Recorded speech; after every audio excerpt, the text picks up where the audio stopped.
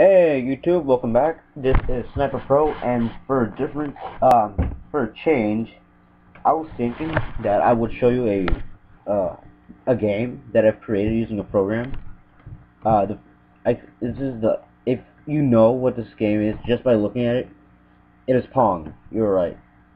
So I am going to play against myself because apparently Ursh doesn't want to. He's too busy at the moment. So I'm going to try to go against myself. I've pre-tested this many times. It does work after a while. Okay, so I'm starting. 3, 2, 1. No. Oh, I'm gonna lose. Pretty quick. I should have made the ball slower. Oh god.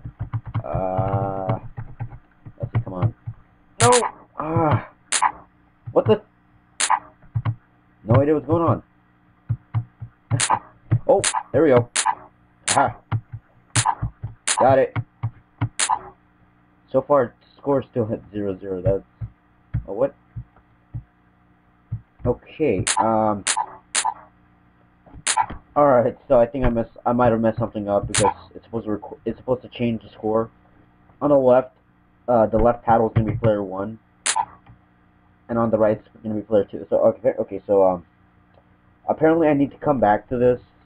I might have messed something up, and yeah. Okay, I found another problem. Okay, so I messed up in this program, somewhere around here. I think it was with this command right here. Okay, so practically I'm using again in Scratch. It's a program which a robotics teacher of mine has shown last year. I found it pretty cool. So did most of my friends. So I decided that I should just be making like my own set of games that people might enjoy. Now the Scratch program that I have is an old version that I downloaded last year. They have recently updated the Scratch website, which is scratch.mit.edu. You cannot download it, but you are still able to access. You're still able to access the Scratch and all the other games and stuff that other people have made. You will need to make an account, and basically here on the very left panel, you have where it says motion, look, sound, pan, control, sensing, operators, and variables. Those are your programming tools, which, if shown, you can set them in an ordered fashion. Where, say, for this command right here, what I'm trying to say is when I click the flag, which is to start, all these commands create a script. I click start. The ball will first go to coordinates 0-0. This is on the white where the plane is, or where I have player 1, player 2, and the paddles moving up and down with the ball. This is going to be the plane. It is a coordinate grid, so it goes from, it still has the same order, 1, 2, 3, 4. So I'm telling the ball to go to the direct center, and it's going to keep, it's going to go to that one center, and then with that, it's going to work with this, and these other 3 scripts, so that once this ball hits a paddle, it will bounce off the paddle, which will be this script. If the ball hits the blue or the red end, then it's going to work with the rest of this little script here and this script here.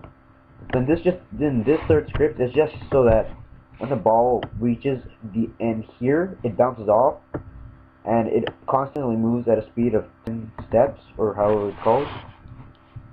And then this here is what I use to create like a broadcast signal to this one sprite, where once green flag is clicked or go is clicked, it hides.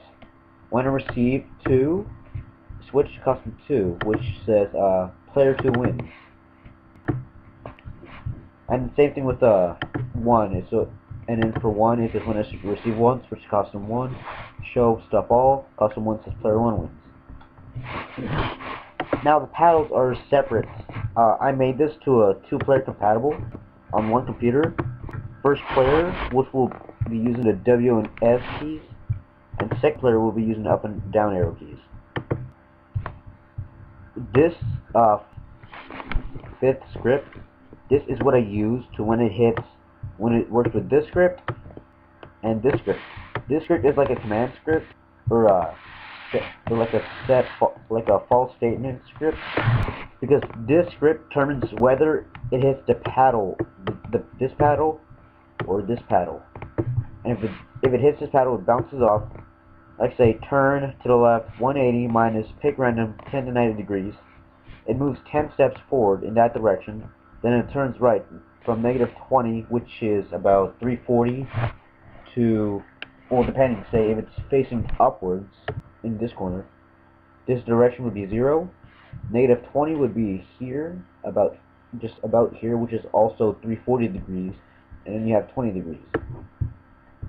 And then this script determines whether the ball hits the blue or red side. It is counted so that when it changes this little variable, player 2, if it hits the blue side, it changes the variable player 2 by 1. So then in this script, if player 2 equals 10, which is the score, broadcast 2 hide. So once it broadcasts, the ball will hide, it will stop, and when I click, and then this sprite receives the signal when I receive 2, switch to custom 2, show, and then stop all, which stops everything in the entire, like, not just this script, but all the other sprites as well. See, the ball has 5 scripts, player 1 has 1 script, player 2 has 1 script, and sprite has 3 scripts. And basically, if I click the flag right now, okay, so I've started playing the game, Pong. Ball's just gonna keep bouncing off these paddles until it starts. Okay, I don't know why it's doing that, but here, this player 1 variable is supposed to increase by 1 every time the red ball hits the right here. So I don't know why it's doing that, but it should increase for player 2, and it's not doing it at all either. So I'm gonna keep revisiting this at all. But if you guys want, please come check it out. Scratch.mit.edu. Sorry about it. Again, scratch.mit.edu. Look up Mystical Pancake 24. I believe it was Mystical Pancake 24 because decidedly I chose to make a file just because, so I could upload it. And if you want, you don't have to register online for it. You can just like play on it. But if you want to see how this works along with other ones that I'll make here, I'll show you. Whoops.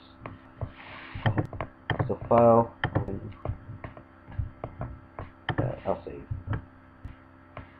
Okay, and then when you have to scratch this version, I believe it was like 1.3 or something like that. You begin with 8 like basic ones. Number 4, I had to use that for Pong, and then you got it here. And then I have some downloaded ones, like the animated sprites, the Call of Duty first person. This is an edited one. I'm working on this right now, Galaga. It's a favorite mini arcade of mine. Then for some reason I thought I would make a Halo 5, but I really didn't work on that. Then I got some good Halo examples of these. This is good sprites, some good scripts. I was gonna make a game out of this, but I haven't time. And here is a game.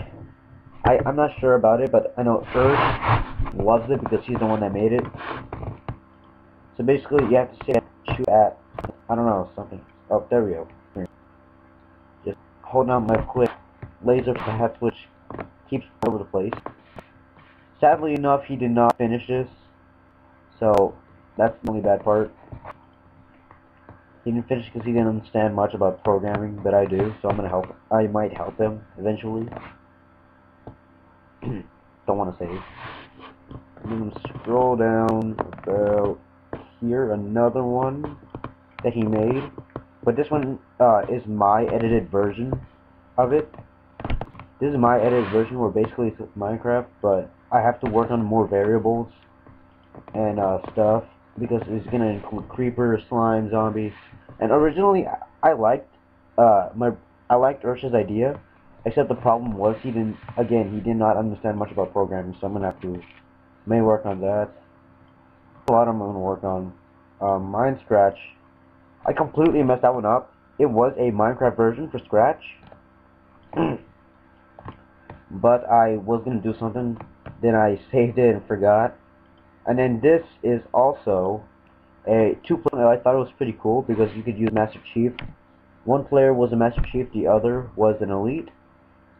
And you can see Master Chief, he alone has 18 scripts, and that's a lot of programming. But it's simple because he has a lot of costumes or like phases. And then he's got 31, one for each different script, or for each different script. Say for this one right here, no, not this one.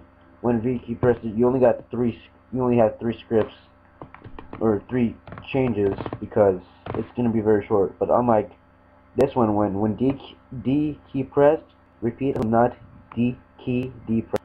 You have like all these 10, 11 scripts of changes. It's gonna be a long while. All these. Same with the Elite, except you have 15. And actually, yeah, so that's about it. This is Sniper, and thank you for watching.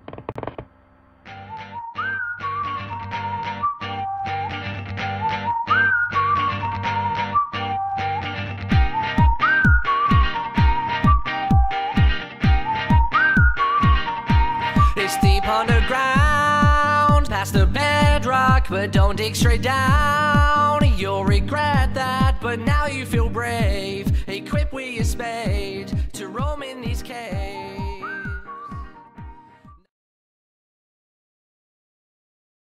Bro.